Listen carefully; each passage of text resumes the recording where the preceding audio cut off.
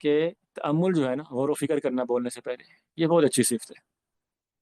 ٹھیک ہے. بعض علماء کہتے تھے کہ جب سے ہمارے سامنے بات آئی نا کہ ہمارا کلام بھی ہمارے عمل کا حصہ ہی ہے، یعنی اس پر بھی پوچھ گچھ ہے، اس پہ بھی سوال ہے، تو ہمارا تو بولنا بہت کم ہو گیا. واقعتاً انسان اگر سوچے کہ جو کچھ وہ بولتا ہے یہ محاسب علیہ، اس پر اس کا حساب کتاب ہو سکتا ہے، پکڑ ہو سکتی ہے اس کی، تو پھر وہ کم بولے گا یا زیادہ بولے گا؟ یقیناً وہ کم بولے گا. اکثر خطایا ابن آدم فی لسانی، ابن آدم کی اکثر غلطیاں اس کی زبان میں ہوتی ہیں، زبان کی وجہ سے ہوتی ہیں. ٹھیک ہے. اکثر گناہ زبان کے، آپ اگر گناہوں کی فہرست بنائیں گے تو آپ دیکھیں گے کہ بیشتر گناہ جو ہے نا، وہ یا زبان کے گناہ ہیں یا زبان کی وجہ سے ہونے والے گناہ ہیں.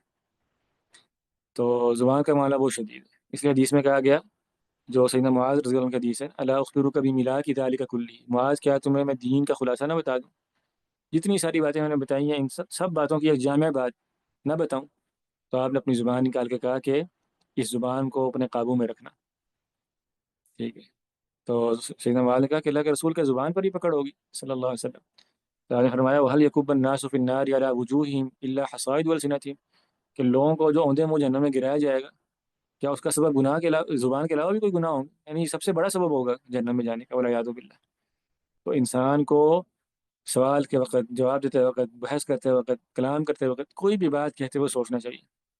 اور خاص طور پہ آپ میں سے جو لوگ سوشل میڈیا استعمال کرتے ہیں، میں نے کئی دفعہ تنبیہ کی کہ سوشل میڈیا استعمال کرنے میں یہ اپنا اصول بنا لیں. یہ اصول میں نے اپنے لیے بھی میں پسند کرتا ہوں اور کوشش کرتا ہوں، لیکن انسان ہے بس اوقات غلطی ہو جاتی ہے، لیکن کوشش کرنی چاہیے.